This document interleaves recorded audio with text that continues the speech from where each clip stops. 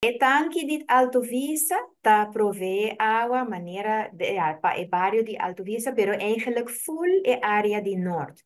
Dus full é área que tem que caminha a Wokicaba e demanda está crescendo, pero em futuro não está premira que vai crescer mais. Dus cultura projeto nang de hotel novo, sowieso tem hobby mas negócio também dinge área aí. Dus we zijn eigenlijk não está proactivo e para o tanque aqui por acaparar suministro de água em full área de norte. Pero notan o tanque aqui só não está renovado.